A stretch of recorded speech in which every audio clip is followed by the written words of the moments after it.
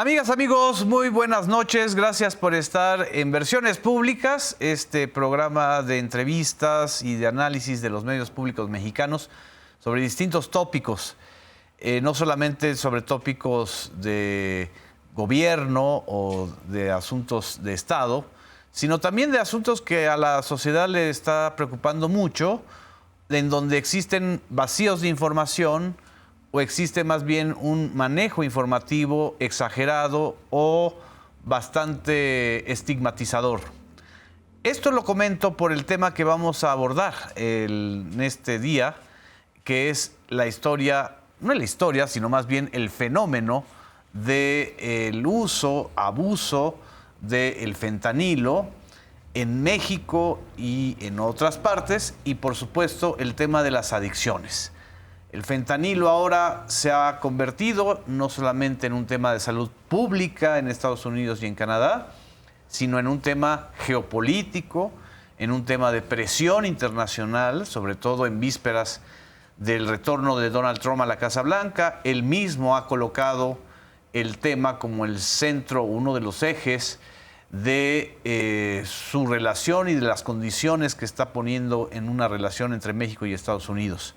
Y precisamente por eso queremos abordar este tema no desde el ángulo geopolítico, no desde el ángulo diplomático o desde el ángulo económico, sino desde el ángulo del tema de salud pública. Y precisamente por eso tenemos como invitados, y les agradezco muchísimo que estén hoy con nosotros, a la doctora Carla Cristina Barrera Marín. Muchas gracias, doctora. Gracias. Usted es psiquiatra con especialidad en legal y forense, ¿verdad? Así es. Y el doctor Mario González Zavala, y psiquiatra y adictólogo. Así es. Gracias. Muchas gracias. Pues, si quieren, empezamos por la doctora Carla. Cuando usted está escuchando en estos días y en este marco y lee en la prensa todo este tema de el fenómeno del fentanilo, el problema que es para Estados Unidos y la acusación de que en México nosotros somos los proveedores, etcétera, ¿qué es lo que desde su punto de vista como especialista le viene a la cabeza? Bueno, realmente que sí es un problema, pero no solo es el fentanilo, que como se ha centrado demasiado en el fentanilo. O sea, realmente en México la adicción, que se conoce así como al fentanilo, no es algo que sea, sí es alarmante, pero no es algo que sea lo más indispensable, exactamente, importante de estar focalizando en este momento. Hay adicciones en nuestro país que yo creo que tendrían que tener más relevancia desde el punto de vista médico, en cuanto a las adicciones que se conocen como tal, más allá de, creo que el fentanilo va en un asunto político, de seguridad de nuestro país vecino, que nos quieren atribuir realmente, ¿no? Es más cuestión política. ¿Se utiliza o se ha disminuido el uso de médico y legal del fentanilo a raíz de que para Estados Unidos se volvió un tema de seguridad nacional en México? Sí impactó en México, ya que pues el anterior gobierno, pues francamente dijo que el fentanilo pues prácticamente debería de prohibirse, que no se tendría que utilizar. No obstante, no hizo la diferenciación entre el fentanilo ilegal, que es lo que está impactando en las calles, que es lo que los jóvenes pueden llegar a consumir de manera consciente o inconsciente, porque también ellos a veces ni siquiera saben que están consumiendo, del fentanilo, que sí está regulado, que es un medicamento que se utiliza en anestesia, que se utiliza para analgesia, que muchos pacientes lo llegan a requerir y que de por sí en México no tenemos suficientes medicamentos para un manejo del dolor. Por ejemplo, en cuidados paliativos, no tenemos con qué tratar a las personas, y cuando dijeron el fentanilo se debe de prohibir porque es malo. Sí, per se. Sí, francamente es que vino a afectar a toda esta población. Y en el caso del uso legal, ¿para qué sirve el fentanilo? ¿Para problemas de cáncer o para qué otro tipo? Podrían ser, por ejemplo, para problemas oncológicos, para el manejo del dolor, porque tiene propiedades analgésicas, y también se pueden llegar a utilizar en intervenciones quirúrgicas. Los médicos anestesiólogos son los que los llegan a utilizar, evidentemente bajo diversos estándares y para algunas cuestiones muy específicas, pero es para esto el uso médico. ¿Usted considera que hay un problema de uso, de consumo ilegal en México tan fuerte como en Estados Unidos o Canadá? No, En México realmente todavía, y espero no llegar, pero pareciera que para allá vamos, no tenemos un consumo como el que se ha presentado allá. Ya desafortunadamente, pues sí tienen una bomba sobre ellos con esta cuestión del fentanilo.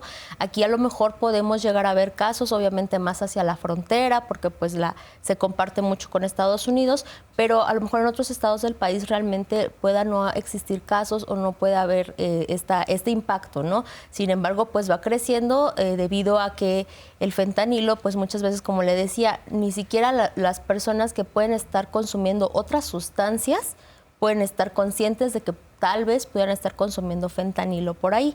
Pero bueno, eso empieza apenas como a tomar riendas aquí en nuestro país. Eso pasó en Estados Unidos, ¿no? De hecho. O sea, empezó como una especie de adicción. Doctor, si usted tiene algún diagnóstico de eso, empezó como una adicción inducida, ¿no? ¿O qué fue lo que sucedió que hizo que el fentanilo se volviera un problema de adicción en Estados Unidos? Sí, yo creo que cuando tocamos temas de este tipo que involucran una conducta, sí, es muy importante tomar en cuenta que no todas las personas tenemos una misma explicación de una conducta. El mejor ejemplo podría ser las conductas criminales, ¿no? Sí. En muchos diferentes foros he hablado sobre el papel que tiene la salud mental en cometer delitos. Como hay personas que cometen delitos y per se no quiere decir que lo hayan hecho de forma consciente, planeada, sino que simplemente tienen un estado mental en el cual perciben las cosas diferentes, sienten las cosas diferentes y por lo tanto pueden llegar a actuar de una manera impulsiva.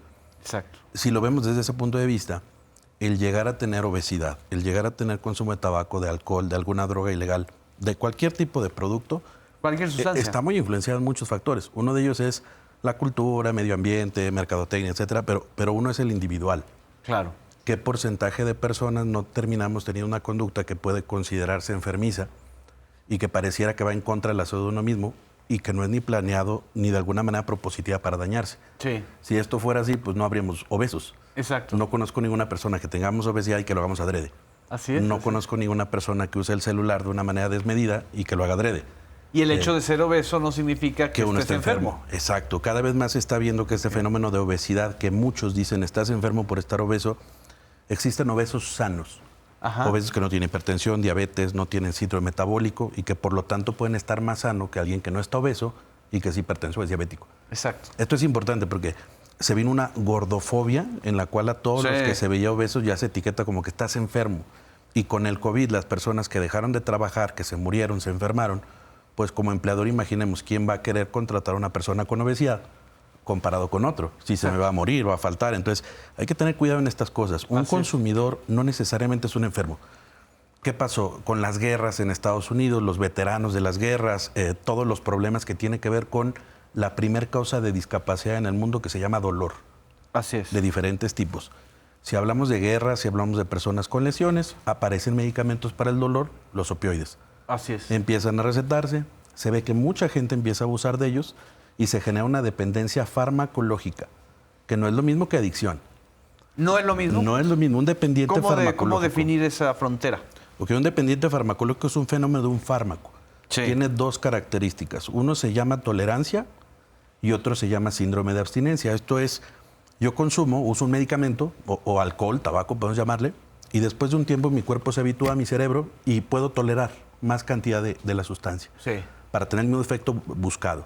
Así es. Mi cerebro se acostumbra a la sustancia y si la suprimo de golpe, viene un rebote. Es decir, lo contrario que tenía con la sustancia. Pero eso lo tengo yo a mi medicamento para la hipertensión. Yo lo tomo, llega un momento en el que no es suficiente, subimos dosis. Si no me lo tomo, tengo una hipertensión de rebote. Es un fenómeno de fármacos.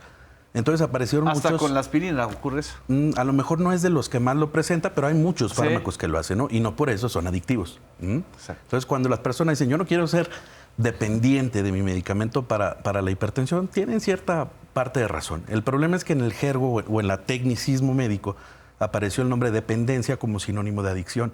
Exacto. Y ese fue un error, o es un grave error, porque entonces se usan de forma indistinta.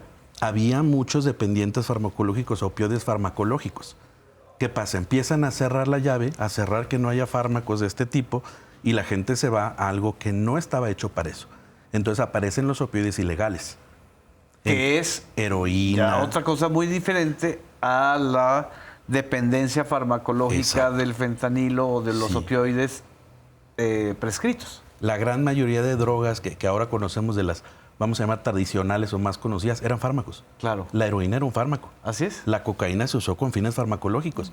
¿Cuál Así es el problema? Sale, la prohíben, entonces se empieza a producir de una manera ilegal, sin control de calidad, más potente, adulterada, y el patrón de consumo se vuelve desmedido. ¿Por qué? Porque ahora me tengo que esconder.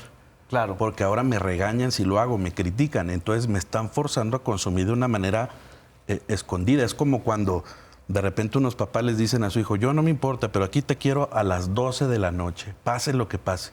Sí. Muchas veces el mensaje es peor porque el muchacho llega a la fiesta y dice, me voy a emborrachar para aprovechar las 2 horas que tengo y regresa y choca. Claro. Cuando en la lógica sería, a ver, una de dos, o no va, o no tomas, o quédate mejor a dormir allá.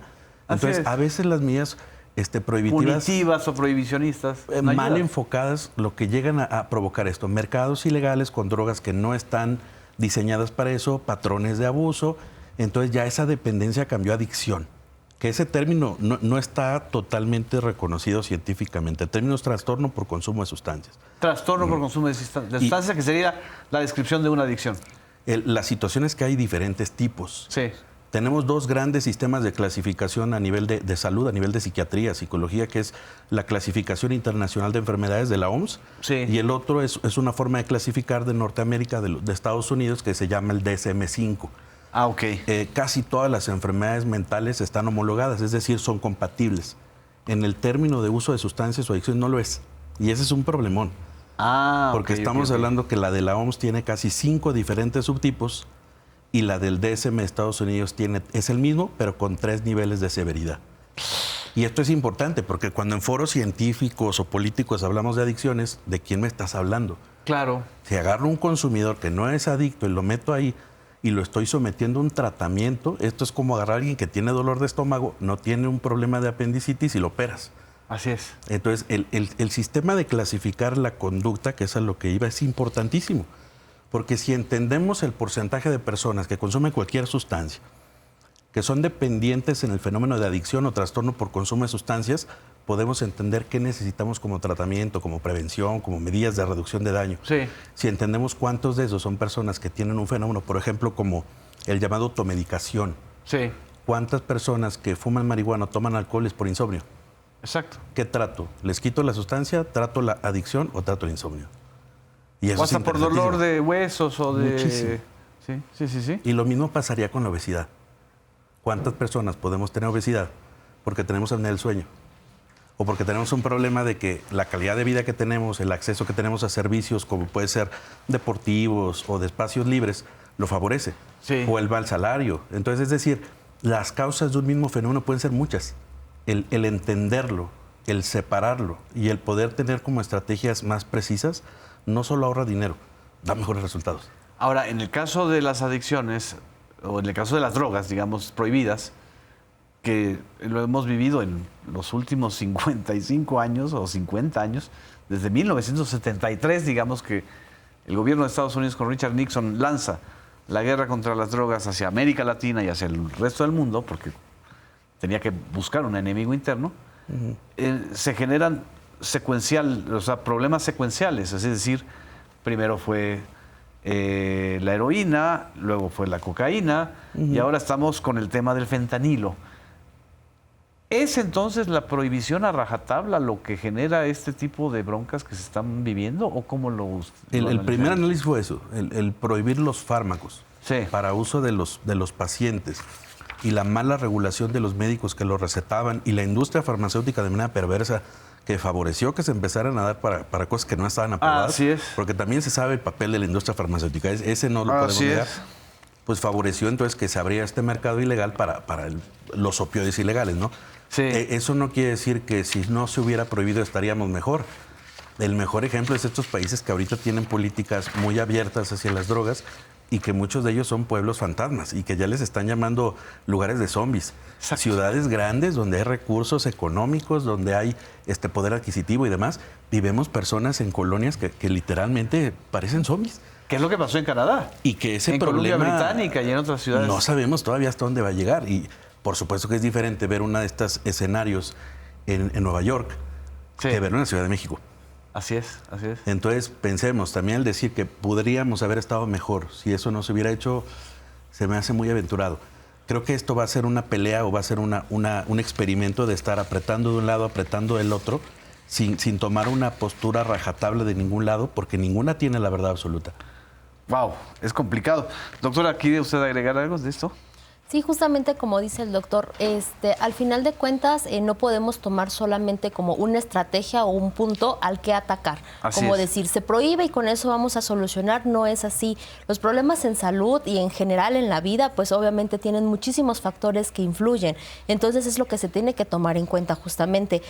Creo yo que es justo esto, ¿no? Como decía el doctor, si no tenemos acceso a servicios de salud, no tenemos acceso a medicamentos, no tenemos acceso a una buena alimentación. ¿Por qué? Porque nuestro salario no nos alcanza, porque apenas si nos despertamos para poder llegar al trabajo y regresar y etcétera, a lo mejor lo que menos vamos a estar procurando es un bienestar para nosotros. Así es. Esto también nos puede llevar, todos estos factores obviamente nos pueden poner en un punto muy vulnerable para que podamos ser susceptibles de tener algún tipo de trastorno por consumo de sustancias. A lo mejor llego cansado, una cervecita, un vino, en la pandemia, pues cuántos no empezaron con mucho consumo de alcohol, ¿no? O de tabaco, etcétera. Entonces todos estos factores se tienen que tomar en cuenta y no solamente, reitero, podemos decir, esta es la solución mágica y con esto se va a acabar el problema. Así es, así es.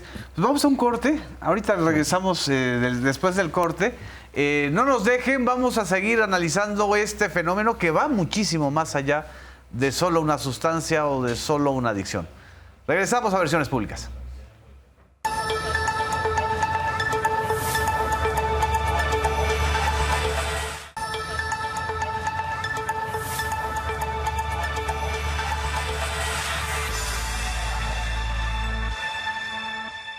Regresamos a Versiones Públicas, hablamos sobre los mitos, las realidades y las complejidades de las adicciones y en específico del caso del fentanilo, que podemos tomar por consenso que en el caso mexicano por ahora, o por lo menos, no es el problema del fentanilo un problema de las adicciones principales, doctor, ¿no? Tenemos desafíos sociales y de salud pública mucho más graves. Entiendo que, por ejemplo, el cristal y otras sustancias son mucho más graves en el caso del consumidor mexicano, ¿no? No me gustaría decir que no hay un problema con fentanilo en México. Ok. Porque podríamos decir que los casos son contados, o sea, son cientos, no podemos hablar de miles, como en otros países, pero el incremento tan precipitado da miedo. ¿Ah, sí? Sí, claro, o sea, estamos hablando de que eran decenas de casos a cientos en periodos de menos de una década. Wow. Segundo, el otro que estamos hablando es, tenemos reportes en los que se escucha que incautaciones históricas de fentanilo en Así México. es. Hoy en las noticias hablaban de que hasta hay investigaciones que hasta en delfines están encontrando que hay fentanilo, o sea, que hay fentanilo en el agua, de alguna manera se les cayó o algo está pasando. O lo arrojaron, ¿no? Entonces es como decir que hay mucha dinamita en México, pero que no ha habido explosiones. Yo no diría que no hay un problema, porque en el momento que explote uno, explota todo. Si esta cantidad enorme que tenemos de fentanilo, donde quiera que esté guardada, de alguna manera las personas que deciden o los grupos que deciden que salga a la venta, así es, y que empiecen a favorecer que las personas la consuman, no tenemos la infraestructura para tratar. Ese es número uno. No hay la infraestructura. No hay la infraestructura. Estamos hablando de países que están teniendo 150 muertes diarias. Así es. Como Estados Unidos por sobredosis de fentanilo, que gastan una cantidad increíble de dinero que nosotros no tenemos, que tienen servicios de urgencias, no de psiquiatría, de urgencias médicas, porque estos se mueren. Y que tienen ya inclusive protocolos, que hay hasta dispositivos para que si alguien tiene una sobredosis, ahí se puede revertir, y que capacitan a los maestros, a los policías. Digo, nosotros pareceríamos una broma en ese caso. Si esto se detona en un estado, en una comunidad, los resultados pueden ser terribles. Entonces yo no diría no hay un problema, es un problema latente, es una bomba de tiempo, que no quiere decir esto que porque estemos con los ojos abiertos y así como paranoides de que esto va a pasar, ni lo vamos a evitar ni lo vamos a favorecer, pero hay que ser realistas, el problema está ahí y en cualquier momento se detona. Qué bueno que ¿Qué otras cosas sí hay? Si ustedes revisan el reporte mundial de drogas, el World Drug Report de 2024, que es probablemente la mejor radiografía a nivel mundial para saber qué pasa con las drogas en el mundo, México aparece de toda América, el primer lugar de problemas de consumo en los centros de tratamiento se llama metanfetamina. Metanfetamina. Metanfetamina, que en muchas series norteamericanas aparece. Es una sustancia, no solo es altamente potente y adictiva, sino quizá no tenga los perfiles de tantas muertes, pero sí tiene un perfil muy interesante, sobre todo para la especialidad de mi colega, de la doctora, que es delitos. Los estudios que se han hecho en Estados Unidos de seguimientos de consumidores, estas encuestas de adicciones que son muchos más. En México tenemos una cada 10 años. Sí. Ellos tienen 4. Que todavía no ha salido la más reciente que pues debería salir. Falta mucho todavía, ¿no? Allá tienen varias para hacer estos contrastes en las mismas temporalidades, que eso es increíble, ¿no? Cuando los miden a través del tiempo, se ha visto que personas con trastornos mentales, o sea, con enfermedades mentales, en el grueso, sobre todo graves, cometen en un 25% de delitos. Lo que decía, no es que sean delincuentes. Una persona con un brote de psicosis o de manía puede cometer delitos. Sí. Y no lo hace adrede, está enfermo. ¿Y esto lo provoca las metanfetaminas? No, ese es un ejemplo. Enfermedades mentales, 25. Ok. Personas con consumo de sustancias, 45 aprox. Cuando tienen los dos, enfermedades mentales más consumo de sustancias, hasta 65 casi. Entonces, sí ya vemos que en México tenemos un problema de salud mental. Hay una demanda no cubierta por problemas mentales increíble. Sí. Segundo, una sustancia tan adictiva, tan potente, estimulante, que lleva a cometer muchos errores de juicio, delitos, incrementa el deseo sexual, incrementa la impulsividad, puede provocar psicosis, paranoia. Esta combinación es malísima. Así es. El provocar esto y no tener servicios en el área jurídica, seguridad pública, salud, el impacto puede ser tremendo.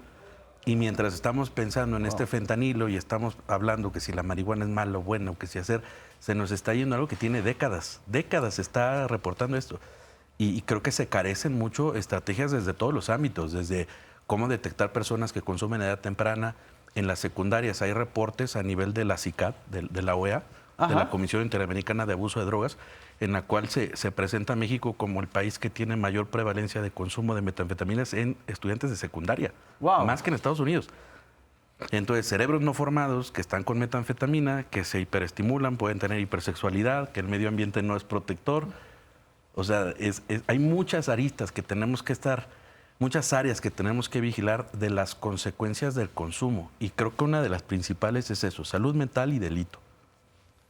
¿Qué dice usted, doctora, de esto? Sí, justamente como dice el doctor, lamentablemente pues la brecha en salud mental y en la atención en nuestro país, en general, en el mundo, pues es amplia. Esta brecha no la estamos tratando. Así es. No tenemos suficientes profesionales y aquellos que están, pues no se dan abasto. Otras áreas, por ejemplo, como dice, en otros lados, policías, maestros, están capacitados. Aquí nadie entra porque todos estigmatizan y discriminan a aquellos con problemas de salud mental, incluyendo a los que consumen sustancias. Que como decía el doctor, desde un punto, a lo mejor solamente fuma marihuana por ciertas ocasiones o por alguna cuestión de automedicación, etcétera, pero simplemente los clasifican como adictos y los hacen a un lado. Y nadie les presta la atención ni ellos buscan la ayuda porque los estigmatizan y discriminan, para empezar. Entonces, iniciando con eso, sumando todos los problemas de salud mental, las cuestiones de consumo de sustancias, evidentemente la cuestión de delitos va a la alza, más los delitos por crimen organizado, todo esto se suma y es un caldo de cultivo increíble en nuestro país para que las cosas pues cada día vayan, o las vamos viendo, ¿no? Cada día hay más violencia, más situaciones desastrosas, etcétera. Esto, evidentemente, el consumo impacta en la conducta humana. Como decía el doctor, hay errores de juicio, pueden cometer delitos, desde robos, violaciones, abusos, o sea, una infinidad de delitos, porque las metanfetaminas justamente nublan el juicio.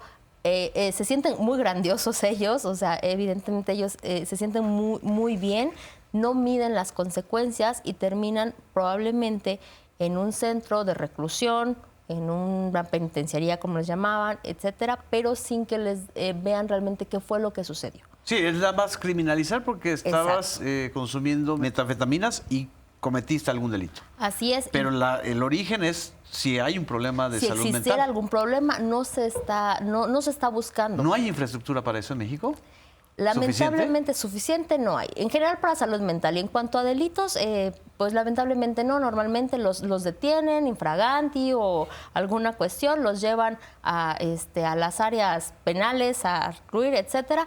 y muy pocos, por ejemplo acá pues tenemos el Hospital Fray Bernardino Álvarez en la Ciudad de México, Sí. tienen un área especializada en psiquiatría legal, pero realmente la cantidad de delitos que se pueden cometer relacionados a la salud mental no llegan ni siquiera ahí a la atención.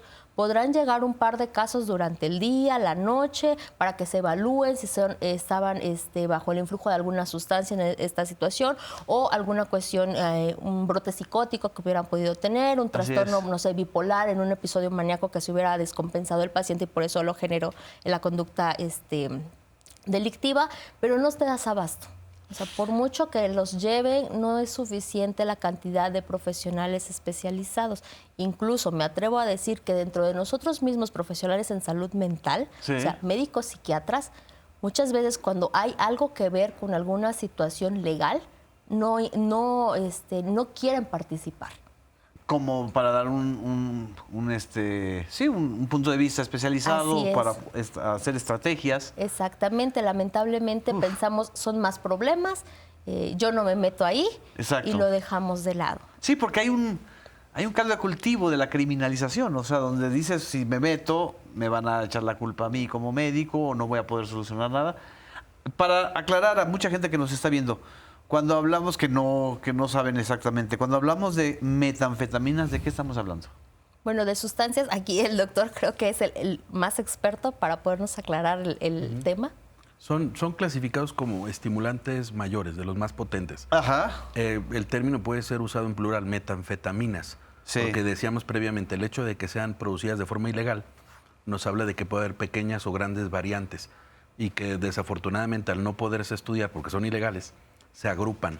Pero puede aparecer una persona que crea una metanfetamina muy diferente al de mi vecino y que ésta sea más Son letal. los famosos, los famosos dulces, digamos, que se reparten luego en fiestas. Los mezclan porque de repente hay lugares donde toman metanfetaminas como tachas, como inclusive hasta éxtasis. La realidad es que se cocinan aparte.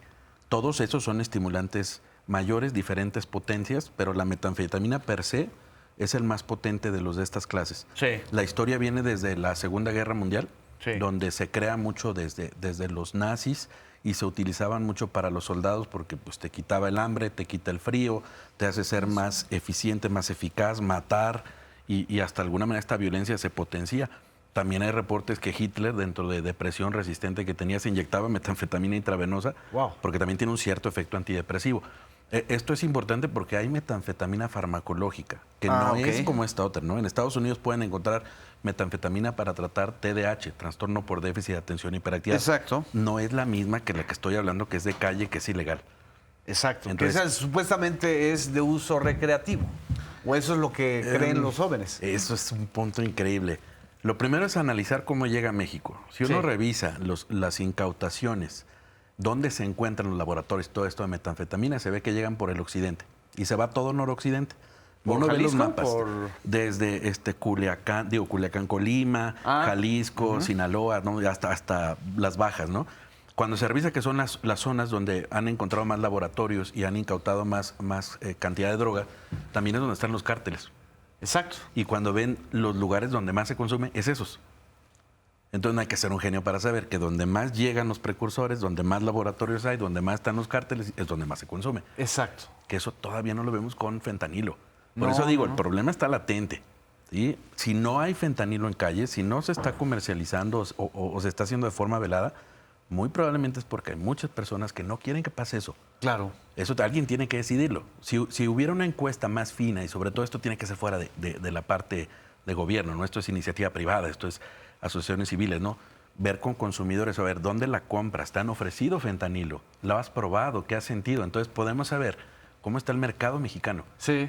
Pero si encontramos que no lo están ofertando, no quiere decir que no exista, es que no lo han sacado todavía a venta. Es decir, todavía no hay una estrategia de inundar el mercado. Y esto sería interesantísimo, porque si hay reportes, hay documentales de otros países que lo hacen claro escondidas y demás, no podemos tomarlo como información objetivo científica, pero no hay que hacernos de los oídos sordos, ¿no? Si ya vemos eso con el cristal, que es el nombre de calle de la Sí. metanfetamina, que es donde llegan de Asia principalmente precursores, donde están los cárteles, los laboratorios, donde más se consume, entonces podemos entender cómo es que funciona este fenómeno, ¿no? Inclusive en California tenían un problema gravísimo en los 80s Sí. de consumo de metanfetamina. Hicieron algunas estrategias muy interesantes, una llamada Crystal Darkness, que tenía que ver con la concientización a los consumidores, ¿no? Salían cantantes, rockeros y hablaban, el cristal te mata, y sacaban videos de personas consumidores. Y eso es útil, o sea, cuando uno... La empatía que te genera. Pero con un lenguaje que no sea estigmatizante, que sea de homogéneo y sobre todo que sea respetando los derechos.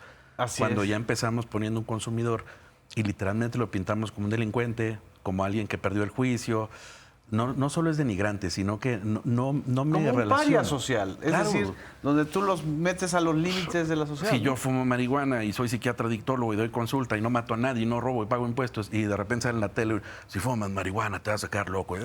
Así es. O sea, primero me voy a ofender, segundo me voy a reír. Claro. Y muchos de los que consumen y que no tienen problemas van a decir, eso es una broma, y pierde credibilidad el que hizo eso. Sí, no hay nada peor que exagerar un problema. A la otra es ser más honesto. Bueno, la marihuana tiene ciertas cosas que son agradables, pero ¿por qué la usas? Y al final, ¿qué ganas? ¿Y es la marihuana un problema de salud pública tan fuerte como las metanfetaminas en México? Es diferente. Es diferente. Si lo pudiéramos convertir en dinero, yo creo que sería muy difícil saber cuál cuesta más, porque la marihuana, lo que sí se sabe es la sustancia de más consumo ilegal en el mundo. Ese es un hecho. Muchas personas dicen, no es tan adictiva, no genera trastornos por consumo de marihuana, ¿no? Sí. Es lo que dicen. Pero los datos del World Drug Report mundiales es la primer sustancia que genera trastornos por consumo de sustancias. El primer lugar. La primera. Sí. En la marihuana. Estamos hablando casi el 50% de todas las personas que tienen esto llamado adicción o trastorno por consumo de sustancias a nivel mundial en el último año. Esto es 2024, reporte 2023-22. La droga de primer lugar es marihuana. Con casi 50%. Después vienen los opioides, que es esta guerra que hay en Estados Unidos, como el 35%. Entonces, aquí incluiríamos al fentanilo, en este término general de los opioides. Y principalmente ese 30 y tantos ahorita, vigente, y principalmente datos de Estados Unidos, opioides. Pero eso, ¿qué nos dice? ¿En Estados Unidos la marihuana no es tan alta? Es alta, pero como el problema a nivel costos por muertes es más alta por el fentanilo, por supuesto que estamos metidos ahí. Okay. Pero ¿qué se sabe, por ejemplo, de marihuana? Una gran investigadora, la doctora Nora Volkow, que es de nacimiento mexicano. Sí, que además ha hecho libros maravillosos. Y estudió en la UNAM. Ya después hizo psiquiatría en Estados Unidos, pero es la directora del Instituto Nacional de Abuso de Droga de Estados Unidos. Nora Volkow. Estas investigaciones que han hecho ella, otros investigadores auspiciados por ellos, de décadas de seguimientos de fumadores de marihuana, jóvenes. Sí. Lo que se ha visto es menor nivel de coeficiente intelectual, más deserción académica, más síntomas de depresión y ansiedad. Pensemos en México, con los niveles que tenemos educativos. Así es. Estos rankings que nos dan un nivel educativo que da miedo. Con la ideología que tenemos en nuestros adolescentes de a qué le aspiran, la descomposición social, la pobreza, y les metemos esa variable de menor coeficiente intelectual, más deserción académica, más ansiedad, más depresión. O sea, si lo medimos, si lo cuantificamos, ¿cuántas personas que ahorita no tienen una buena escolaridad o se empezaron a meter con el crimen organizado o tienen hijos que no planearon o están trabajando en el mercado informal porque no se pueden incluir algo? Sí, les cuesta mucho trabajo regularizarse. O sea, tanto para estar en una oficina como para estar en un negocio o para estar en una escuela, ¿no? ¿Y qué tanto eso tuvo que ver con la marihuana? Si lo midiéramos, si lo pudiéramos analizar, a lo mejor sale más caro que lo que estamos hablando ahorita de metanfetamina. Claro. Porque estoy hablando, la gran mayoría de personas con problemas de consumo de metanfetaminas están en los centros de tratamiento. Sí. Y no los privados, no los públicos, perdón, los privados. En los privados. 60 y tantos % es por centros privados. Es un negociazo, poner un negocio claro. ahí, es un negociazo, si uno lo sabe hacer, ¿no? Entonces, esto contiene la violencia. Empiezas a robar en casa, empiezas a empeñar las cosas de tu papá, empiezas a agredir a tu mamá. Sí. Te mete un centro, supuestamente no hay en contra de su voluntad, pero hay formas, pero eso contiene la violencia. Son héroes muchas veces.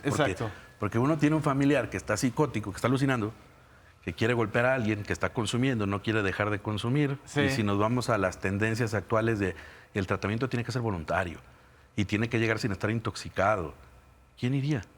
Nadie. Y uno le dice, el familiar dice, doctor, ¿cómo le hago? Pues yo tampoco puedo hacer nada porque no puede traerlo en contra de su voluntad. Y hablan con la policía y la policía dice, pues yo no puedo hacer nada, cuando comete un delito me habla. Así es. Wow. Doctora, ¿quería usted agregar algo de esto? Sí, que justamente dejas pues en indefensión, ¿no? De alguna manera las políticas que se han establecido o los cambios, si bien se busca un beneficio, a veces también pueden llegar justamente impactar, ¿no? Estos jóvenes que requieren tratamiento, que necesitan la atención y que justamente si no es voluntario simplemente no te atendemos. Entonces también les estamos cerrando las puertas a un derecho que tienen, que es su salud. Exacto. Y el sector público ve que esté preocupado por lo menos en el sector donde está usted, en el ISSSTE y en el IMSS, de poder atender esto, o no hay políticas. Sí existen actualmente. De hecho, ya se está llevando a cabo reuniones en todo el sector de salud. Okay. Anteriormente, pues, era como tus derechohabientes, IMSS, tus derechohabientes ISSSTE, Secretaría de Salud muy aparte. En la actualidad no, ya se está buscando que todos interactuemos y de hecho se tiene pensado en que se creen redes integrales de atención en salud mental. Redes integrales. Así es, para que tengan más cerca, tal vez, o tengan mayor acceso las personas que tengan la necesidad de. Si bien sabemos que hay carencias en salud mental en todo nuestro país, pero por lo menos pueda llegar a más personas. Para eso se están haciendo todas estas políticas. También desde la cuestión pública, sí está quedándose corto. Hay tamizajes para detección, para intentar saber qué está pasando, si hay algún tipo de abuso, de consumo, etcétera. No está siendo suficiente, pero sí se está llegando a realizar. Se están acercando también a las escuelas, justamente lo que decía el doctor. ¿Cómo es posible que, bueno, ahora nos espantamos, ¿no? Chiquillos de secundaria ya estén con ciertos grados de consumo? Así es. Es muy impactante, pero para esto se están acercando también mediante campañas de autocuidado, de fomento, para que tengan los pequeños, los adolescentes, también comiencen a hacer un desarrollo personal, puedan empezar a tomar más decisiones sobre su propia salud. Okay. Que sean más conscientes de esto, no que antes solamente se dejaba. Los padres son los responsables y ya. Sí. Ahorita están intentando empoderar también un poco a los pequeños en estos aspectos, para que empiecen a tomar mejores decisiones acerca de su persona. ¿Qué le parece si ahorita andamos un poquito más en esto y nos vamos a un corte y regresamos? No nos dejen. Versiones Públicas.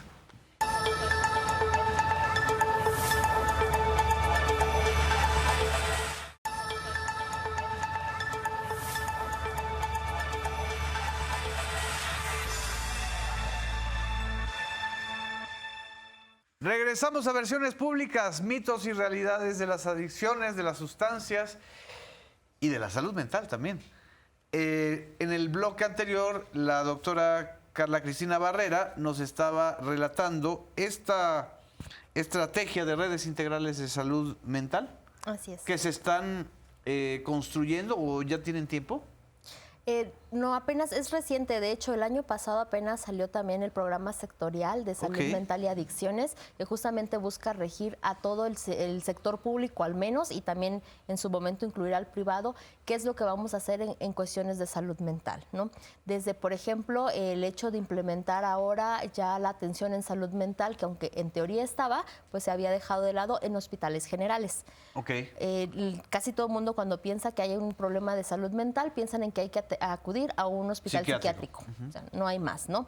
No obstante, la Ley General de Salud, que cambió desde mayo del 2022, establece que ya es pues mandatorio que en los hospitales generales y de pediatría se dé atención en salud mental.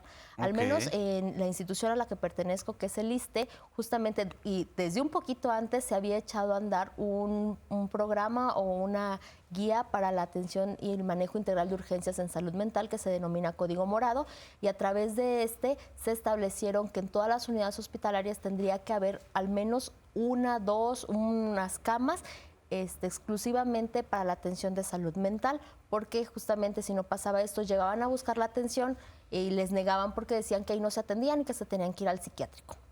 Y muchas veces también, junto con el problema de salud mental, bien podían venir intoxicados con alguna sustancia y que más bien requerían la atención médica en ese momento, porque a lo mejor lo que permeaba era el peligro de su vida, ¿no?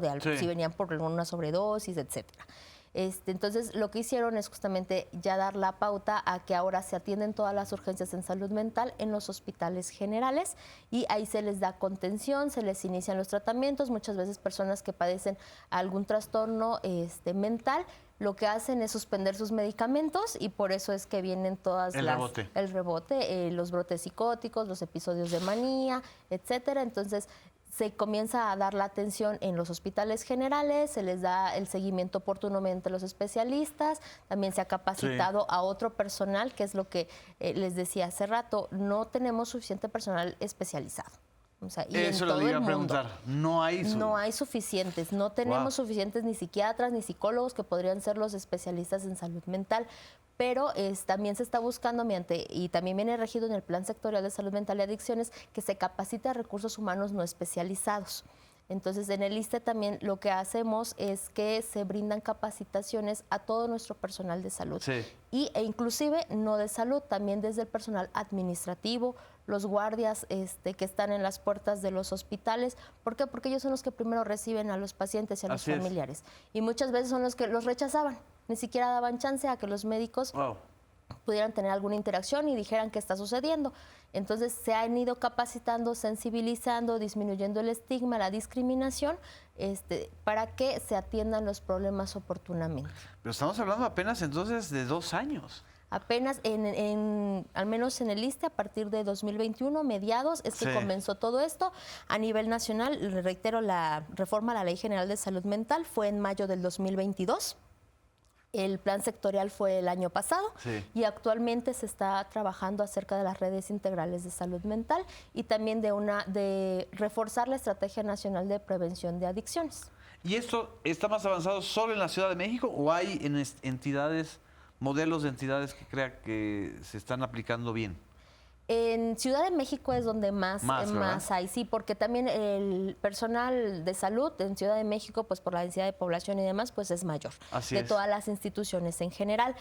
Sí se ha estado buscando que en el interior de la República también se lleve a cabo, al menos en ISSSTE, en todas nuestras unidades médicas ya hay esta cuestión de atención de urgencias en salud mental. Todas las que tengan hospitalización tienen sus camas y las de primer nivel, que son las clínicas de medicina familiar, que normalmente pues llega uno con una consulta ya programada, etcétera. También se han habilitado espacios para que si de repente llegan a detectar algún tipo de situación por ahí de urgencia en salud mental, puedan canalizarla adecuadamente a un ámbito hospitalario. ¿Cree usted, doctor, que este tipo de estrategia de salud, que es novedosísima para mí y creo que para mucha gente que nos está escuchando, sea también un camino que pueda resolver estos temas de adicciones? Yo creo que cualquiera de estas medidas que, por supuesto, que están basadas en evidencia, estudiadas, están analizadas, tienen una oportunidad tremenda de que funcionen, pero yo creo que el principal problema que tenemos es nuestra población. O sea, tenemos el país que merecemos, tenemos el gobierno que merecemos y no quiere decir que sea malo o bueno, es que no nos involucramos. Si vemos antecedentes desde el Cauces, que ya estamos hablando de gobiernos panistas y que se hablaba de cómo meter algunas intervenciones de salud, ya eran derechos de los mexicanos, venía depresión, venía algunas intervenciones de adicciones, pero cuando uno lo ve en la población somos ignorantes de que tenemos ese derecho. Y las personas, mucha gente estoy segura que no sabe. Y las personas que otorgan los servicios de salud, podría ser el superespecialista, pero no lo hace. Hay un montón de psiquiatras que no ven personas con adicciones y que siguen pensando que eso no es salud mental. Si un psiquiatra no atiende personas con adicciones y lo manda a otro lado, ahora sí estamos perdidos, ¿no? En la otra, creo que no es totalmente falta de personal. Hay muchísimos psicólogos desempleados, muchísimos. Hay muchas vacantes en hospitales públicos o privados para especialistas, superespecialistas que están vacantes porque los sueldos son malos, los modelos de jubilación son malos. Entonces, no es solo que hay una carencia de especialistas, es los especialistas que hay les falta hacer una pequeña formación, una pequeña actualización y crear modelos que sean sustentables. Clínicas privadas, clínicas del sector público que sean administradas de una manera más eficiente. Hay hospitales que son de tercer nivel y están viendo casos que deberían de ser de centro de salud. Así es. Cuando deberían ser los más aparatosos. Hay hospitales que son, hablamos súper especializados en temas de adicciones y no internan adictos. Entonces, ¿cómo va a funcionar eso? O sea, se necesita alguien que llegue y que pueda juntar a todos los actores, incluyendo la población, y que haga una población activa que exija, que se informe. Una población que sea responsable porque también los familiares muchas veces de consumidores lo solapan. Así es. O sea, llegan personas, y estoy hablando del sector público-privado, papás que dicen, es que mi hijo, pobrecito, tiene 4 hijos y no los puede mantener y no acabó la carrera, pobrecito, porque es adicto y ha robado, pero pobrecito. ¿Y cuántos años tiene su criatura? 40 años. Y nunca les han marcado límites, nunca nada. Y uno les da un medicamento y no, oiga, pues lo va a volver adicto. ¿Cómo le va a dar una medicina? Y luego de repente llegan personas de nivel socioeconómico alto, con doctorado, y dicen, es que la marihuana es menos dañina que un antidepresivo. Y esto no es de educación. No, es de creencia generalizada. Entonces, yo creo que sí se necesita hacer un cambio muy, muy genuino en la población, en que nos hagamos responsables. Así es. Y no nos estemos creyendo de falsos profetas. ¿Cuántas cosas no encontramos en redes que la gente está más dispuesta a pagar una consulta por un coach? Y hay coaches muy buenos, que sí están en la medicina. Que no son Marilyn Coach. Pero de repente alguien no sé, es un arquitecto y se le ocurrió que ya es experto en depresión y sacó un modelo que no tiene ningún sustento, cobra 5,000 pesos una consulta, pero llegan con un psiquiatra y no pueden pagar ni 1,500 porque está caro. Así es. Entonces, y eso es nuestra población. Entonces, ¿cuántas veces pagamos más por un corte de cabello que por una consulta con un especialista? Exactamente. ¿Cuántas veces decimos, yo prefiero ir con un chamán, con un gurú, estar tomando microdosis de algún hongo que ir a una terapia psicológica? Entonces, bajo ese modelo, ¿cómo podemos crecer si la población no es responsable y no es informada? Y repito, no es un nivel educativo. Estamos hablando de un nivel de responsabilidad. Y es gran parte también de lo que decía la doctora ahorita, ¿no? Creo que es bueno ese punto en el cual respeto los derechos humanos. Tú no te quieres tratar, muy bien. Sí. No quieres tomar medicamento, perfecto. Pero hay un modelo muy interesante que se cobija en algo llamado justicia terapéutica. El aparato de justicia, las acciones desde la justicia pueden ser terapéuticas, que es decir, tratan los agentes causales del delito, pero también puede ser antiterapéutico. Cuando uno usa la fuerza de la ley, de criminaliza a alguien, pues termina causando más daño. Sí. Cuando uno en verdad trata a los agentes causales mediante la justicia, se puede evitar el delito. Entonces hay modelos como las Cortes de Drogas de Estados Unidos, las Cortes de Salud Mental de Estados Unidos, que es, ok, señor, usted no quiere tratar su esquizofrenia, no quiere tomar medicina, perfecto, pero cometió un delito. Claro. Cárcel o tratamiento. Usted decida. ¿Qué pasa? Estos modelos, cuando se han analizado, y sobre todo en tema de salud mental, que tiene que ver consumo de sustancias, delitos, por cada $1 que se invierte ahí, se recuperan entre 11 a 19. Es un negociazo. Wow. Yo, si cometí un delito y es porque tengo un problema de consumo, ya sea abuso o adicción, y me dan la opción de cárcel o tratamiento, digo. Por el tratamiento, claro. Y si ese tratamiento me ayuda a que pueda o controlar o dejar de consumir, y tratan mi déficit de atención, y me ayudan a que tenga un trabajo más decente y no tengo antecedentes penales. Sí. Y la iniciativa privada entra y dice, yo voy a dar trabajos, pero trabajos supervisados por un juez y no llenamos las cárceles. Es decir, es un modelo que todo el mundo gana. El problema ha sido orquestarlo.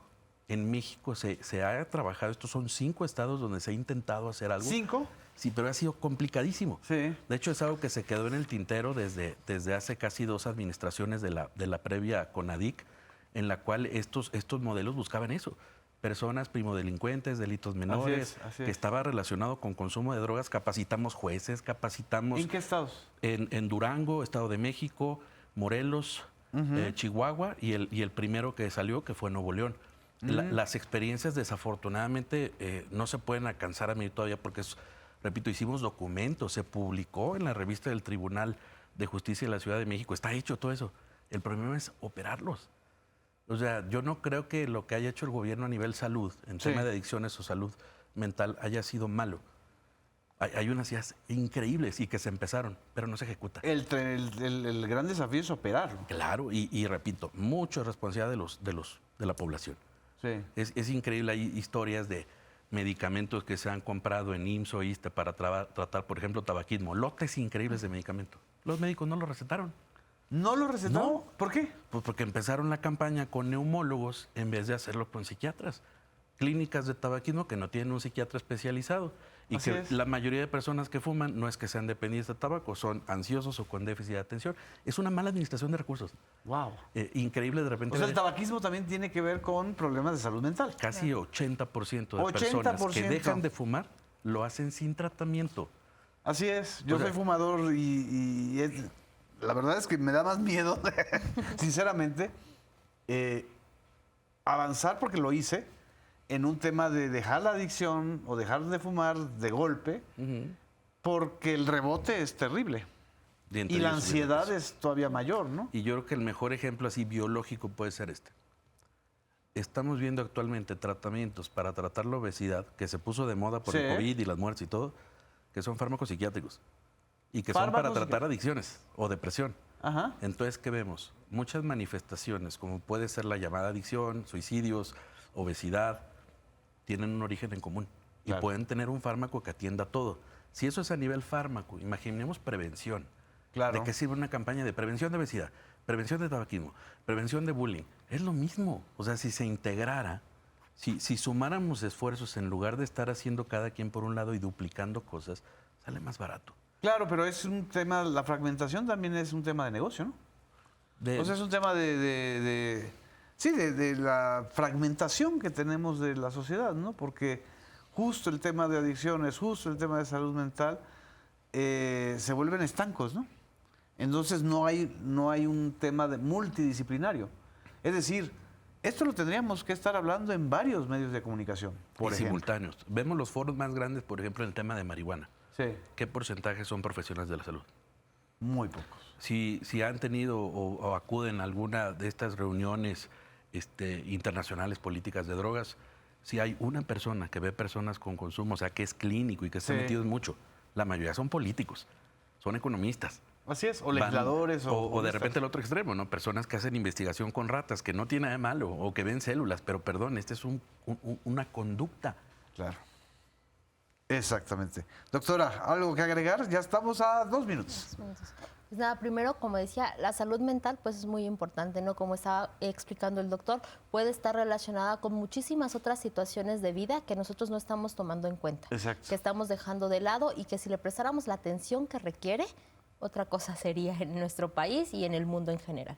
Exactamente. Doctor, algo para Yo cerrar. cerré diciendo que estoy orgulloso del país en el que estamos, que las administraciones que me tocó trabajar en CONADIC, la Comisión Nacional contra Adicciones, ahora con ASAMA, cada quien a su nivel hizo cosas muy efectivas que muchas no se siguieron, pero fueron una línea muy buena y pudieron crecer más. Que la última que estuvo con el doctor Quijada traía ideas increíblemente buenas. Sí. El problema, nuevamente, repito, es entender eso que se planteó, buscar cómo se opere y responsabilidad de la población. Necesitamos involucrarnos más.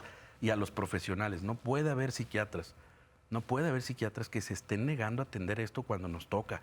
Claro. No puede haber psicólogos que no tengan la capacitación en la currícula de las escuelas para detectar los trastornos mentales.